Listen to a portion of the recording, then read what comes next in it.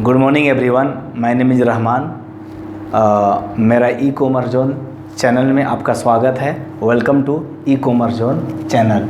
ये आप देख रहे हैं, ये ई कॉमर्स जोन है, इसमें हम आपका स्वागत करते हैं। और हम सबसे पहले यही आपको बोलेंगे कि इस चैनल को लाइक करें, सब्सक्राइब करें और ज़्यादा से ज़्यादा शेयर करें।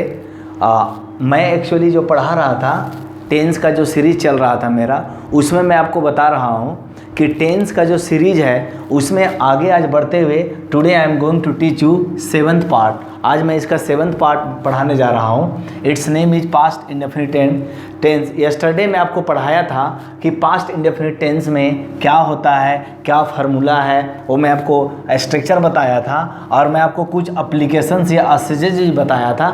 लेकिन आज मैं आपको बताने जा रहा हूँ ये दूसरा एप्लीकेशंस जो सबसे ज़्यादा इम्पोर्टेंट है। इसको आप VBI बोल सकते हैं, क्योंकि कंपटीशन लेवल के एग्ज़ाम में या कोई भी आपसे पूछ सकता है कि इस तरह का सेंटेंस में क्या लगता है।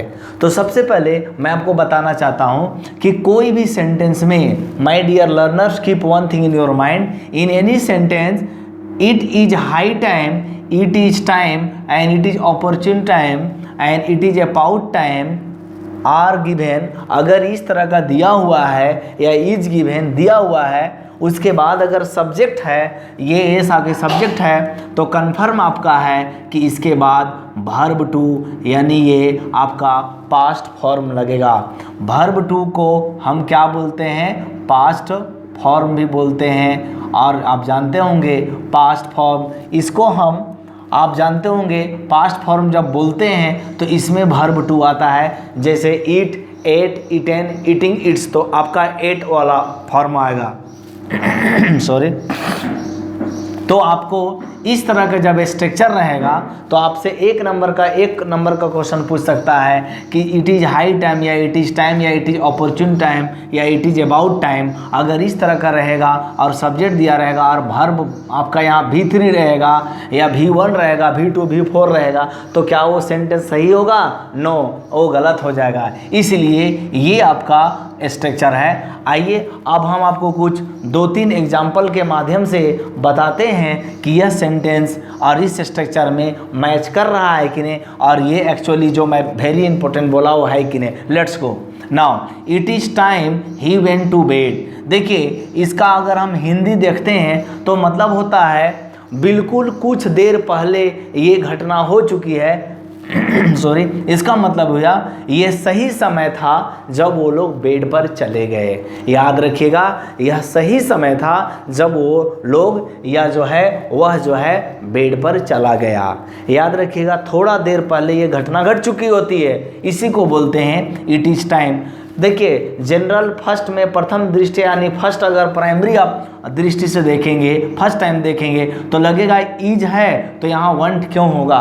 यही तो है, यही तो वेरी इंपॉर्टेंट क्वेश्चन है। क्योंकि यहाँ पर आपका यहाँ पर दिया रहेगा ही गोज टू बेड, तो ये आपका गलत हो जाएगा माय डियर स्टूडेंट। इसलिए यहाँ पर होगा आपका, यहाँ मैं इसको मिटा देता हूँ, यहाँ पर आपका हो जाएगा वेंट, तो आपका वेंट सही होगा।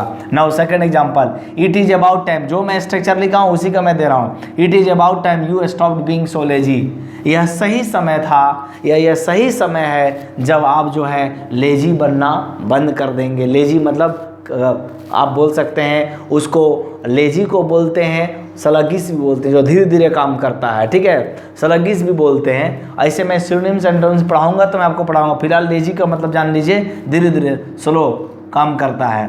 यानी it is about, next example है, it is high time she left for the station.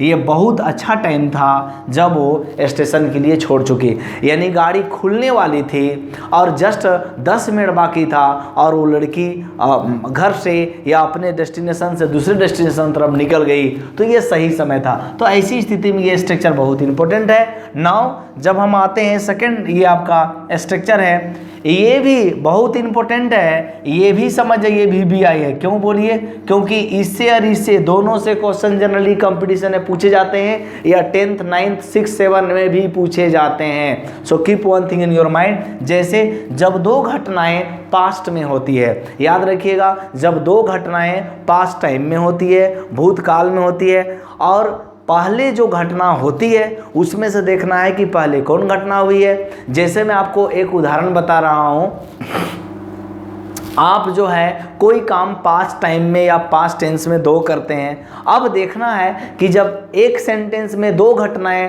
Past time में घटती है तो सबसे पहले आपको देखना है कि जो पहले घटना होती है, यानी जो एक्शन को हम पहले करते हैं या कोई एक्शन पहले होता है, उसके लिए पास्ट, याद रखिएगा, पास्ट परफेक्ट टेंस। ये देखिए आपका पास्ट परफेक्ट टेंस, ये बहुत इंपॉर्टेंट है। ये पास्ट परफेक्ट टेंस देते हैं, यानी उसके अनुसार बनाते हैं, स्ट्रक्चर को फॉर्म करते हैं, और दूसरा जो एक्शन होता है, यानी जो दूसरा एक्शन होता है उसके लिए हम पास्ट इंडेफिनिट टेंस का प्रयोग करते हैं। याद रखिएगा, पास्ट इंडेफिनिट टेंस का प्रयोग हम करते हैं। तो आपको ये ध्यान देना होगा कि पास्ट इंडेफिनिट टेंस और पास्ट परफेक्ट टेंस क्या होता है। मैं आपको अभी पास्ट तो नहीं पढ़ाया हूँ, पास्ट परफेक्ट, लेकिन पास्ट इंडेफिनिट पढ़ा चुका हूँ। तो आप देखिए, ये उदाहरण से पता चलेगा। जैसे द ट्रेन हैड स्टार्टेड, देखिए इसमें दो पार्ट है, आप ये पार्ट को अलग कर देंगे और ये वाला पार्ट को अलग कर देंगे, ठीक है। तो यहाँ पर दो पार्ट है, हालांकि एक सेंटेंस लेकिन दो पार्ट है। तो द ट्रेन हैड स्टार्टेड मैं बोला, तो यहाँ कहने का मतलब हुआ when he reached the station. देखिए यहाँ पर होगा दूसरा पार्ट। तो आपको क्या हो गया कि जब वो स्टेशन पहुँचा तो गाड़ी खुल चुकी थी। तो माय डियर स्टूडेंट, आप ध्यान दीजिएगा, सबसे पहले पास्ट टेंस में दो घटना हो चुकी है, ठीक है, ट्रेन खुलने का भी हो चुकी है, और वह लड़का जो है, ये पर्सन है, उसका जाने का भी हो चुका है। तो आप ध्यान देंगे कि सबसे पहले कौन हुआ, obviously no doubt you will opt, आप इसको ऑप्ट करेंगे, ट्रेन जो है पहले खुल चुकी। उसके बाद वो स्टेशन पहुंचा, तो ट्रेन जो खुल चुकी तो वो पास्ट परफेक्ट में बनेगा, और जो वो लड़का पहुंचा है या जो पर्सन पुला है उसका हम बनाएंगे पास्ट इंडेफिनिट में। तो इस तरह से ये क्वेश्चन बहुत वेरी इंपॉर्टेंट है। कंपटीशन एग्जाम में भी ये क्वेश्चन पूछे जाते हैं। इवन मैं भी जब एग्जाम दिया था कंपटीशन तो पूछते हैं ये सब, इसीलिए मैं आपको बता रहा हूँ। एज ए टीचिंग लाइन में भी मैं देखा हूँ, कोई भी लाइन के लिए बहुत इंपॉर्टेंट ये दोनों फॉर्मेट। नाउ नेक्स्ट में आपका देखेंगे ध्यान से, मैं आपको सेंटेंस और दूसरा लिया हूँ। The meeting had started, meeting शुरू हो चुकी थी, बिफोर द डीएम का मतलब डिस्ट्रिक्ट मजिस्ट्रेट केम, यहाँ केम है, कम नहीं है।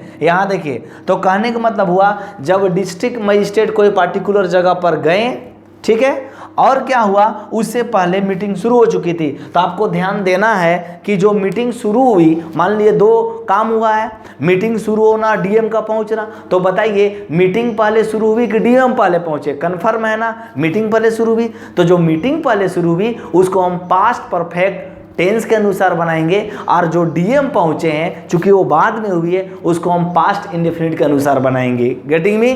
आपको समझ में आ रहा होगा, उम्मीद करते हैं आपको ये समझ में आया होगा। नेक्स्ट एग्जाम्पल, बहुत ही अच्छा एग्जाम्पल, आप लोग जानते होंगे, द बेल हैड रंग। याद रखिएगा, रिंग मतलब बजना, उसका रैंग होता है, V3 रंग होता है। तो पास्ट का परफेक्ट का जो है ये स्ट्रक्चर है वो क्या होता है, subject plus had plus V3 plus object, ये आपका पास्ट परफेक्ट का स्ट्रक्चर है, याद रखिएगा। और पास्ट इंडेफिनिट का तो मैं ऑलरेडी कल भी लिखा था, एक बार मैं और लिख देता हूँ, subject plus V2 plus object, ये हो गया पास्ट इंडेफिनिट और ये हो गया पास्ट परफेक्ट। ओके, तो ये पास्ट इंडेफिनिट, पास्ट परफेक्ट, ये आप जान लीजिएगा। तो दोनों टेंस का ये गेम होता है। इसमें क्या करेंगे, जो बाद में घटनाएं घटेंगी, यानी जो बाद में घटना घटेंगी, इसको मान लीजिए ए मान लीजिए, सॉरी इसको ए मान लेते हैं और इसको हम बी मान लेते हैं। तो जो पहले घटना घटेगी ए स्ट्रक्चर के अनुसार बनाएंगे, और जो बाद में घटना घटेगी उसको बी स्ट्रक्चर के अनुसार बनाएंगे।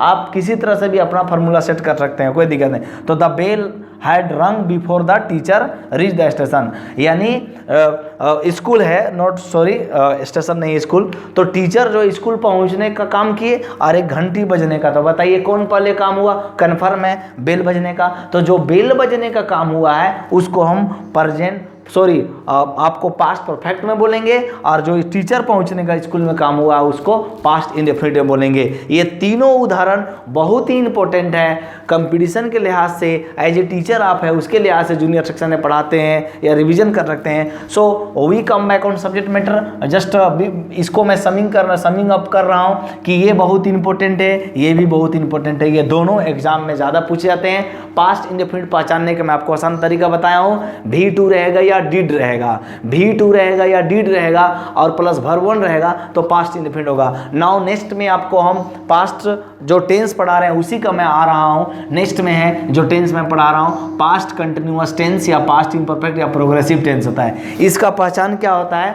जिस हिंदी क्रिया के अंत में रहा था, रही थे, रहे थे इत्यादि रहता है उसे हम पास्ट कंटिन्यूअस टेंस के अनुसार ट्रांसलेट इनटू इंग्लिश करते हैं। ये तो हिंदी मीडियम वालों के लिए हो गया। अब इंग्लिश मीडियम के लिए क्या होगा, an action was taking place in past time that is called past continuous time.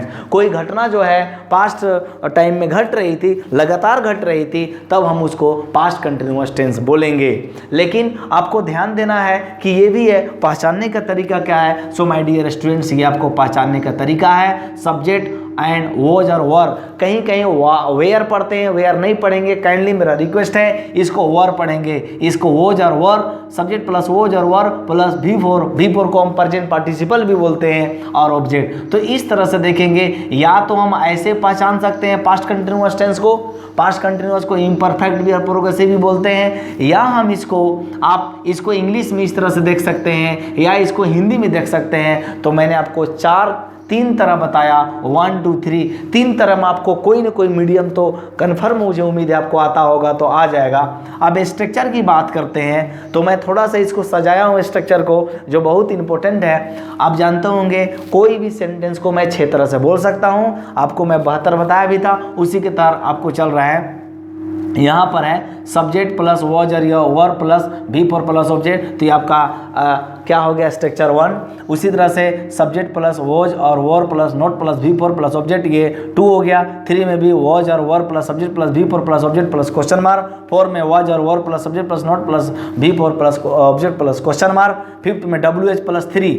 देखिए आप इसको बार बार मैं बता देता हूँ, यहाँ आप इसको ऐसे भी लिख सकते हैं 3 4 को, यहाँ पर क्या कर सकते हैं प्लस 3 भी कर सकते हैं। कैसे, आपको 3 वाला पूरा लिख देना है और यहाँ पर प्लस क्या कर सकते हैं 4 भी कर सकते हैं। ओके, लेकिन हम 3 और 4 लिखे नहीं है, आपको डायरेक्ट इसको लिख देना है या ई वाला लिख देंगे तो भी चलेगा। ये वाला लिखेंगे मतलब हुआ 3 को पूरा उतारना है, 4 का मतलब 4 को उतारना है। मैं उसी को लिखा हूँ, आप ध्यान से देखेंगे तो पता चलेगा।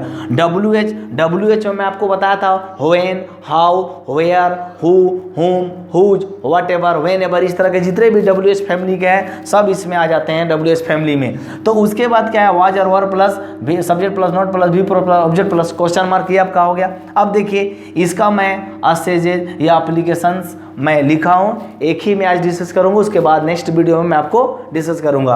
और उससे पहले आपको मैं नोट बता रहा हूं कि वॉज प्लस नोट वाजंट कर सकते हैं, क्वेश्चन टैग में लिख सकते हैं। वर प्लस नोट वारंट कर सकते हैं, याद रखिएगा इसको हम क्वेश्चन टैग। जैसे मैं आपको एग्जांपल दे रहा हूं, यहां पर देखिएगा wasn't she going to market, क्या वह बाजार नहीं जा रही थी, यहां पर आप कर सकते हैं। वारंट दे कमिंग टू क्या बोलते हैं फ्रॉम स्कूल, आप वहाँ भी कर सकते हैं, क्या वे लोग स्कूल से नहीं आ रहे थे या कॉलेज से नहीं आ रहे थे, तो ऐसे करके भी आप दे सकते हैं वारंट भी। अब देखिए मैं लिखा हूँ आई, ही, सी, इट के, या कोई सिंगुलर नाउन रहेगा उसके साथ वॉज लगेगा, और यू, दे, वी या प्लूरल कोई नाउन रहेगा उसके साथ वर लगेगा। तो ये मैं एकदम छोटा छोटा चीज़ बता रहा हूँ और बड़ा से बड़ा चीज़ बता रहा हूँ। 3-4 किताब का मैं रेफरेंस लेता हूँ तब मैं ये वीडियो बनाता हूँ, और मेरा जो अनुभव है मैं पर्सनल अनुभव को भी यहाँ पूरा रखता हूँ,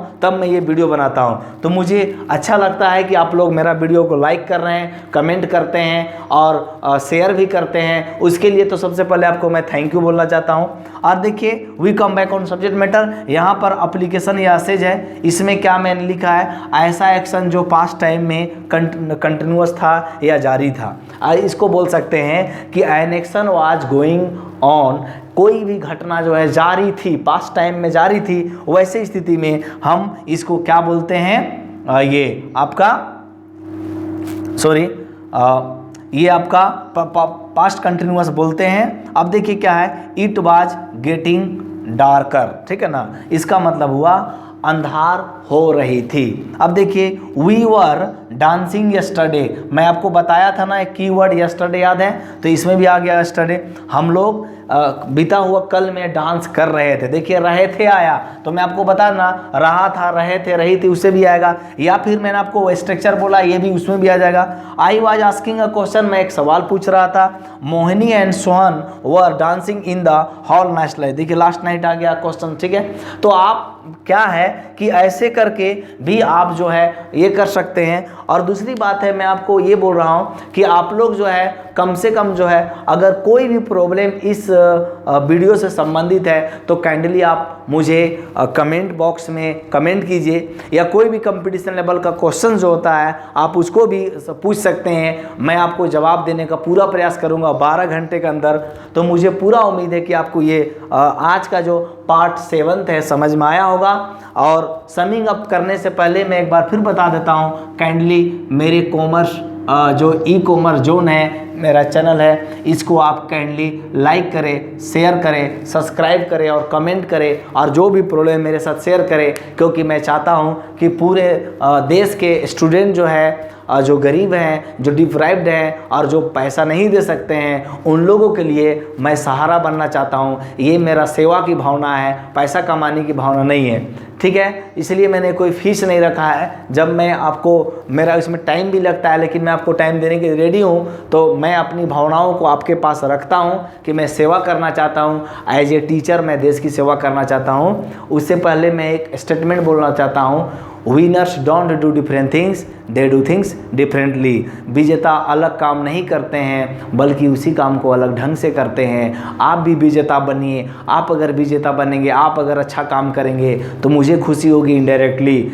इसलिए आप एक देश का असेट बनिए, आप एक रिस्पॉन्सिबल सिटीजन बनिए। जैसे बहुत सारे लोग हैं, वैसे अगर हमारा देश सबसे अच्छा होगा तो हम पूरे दुनिया में अपना देश की जो है टेक्नोलॉजी हो या इंग्लिश हो या कोई भी चीज़ का हम डंका पीट सकते हैं, और सब हम लोग मिलकर काम करेंगे, तभी ये संभव है। Thank you very much, have a great day, enjoy yourself.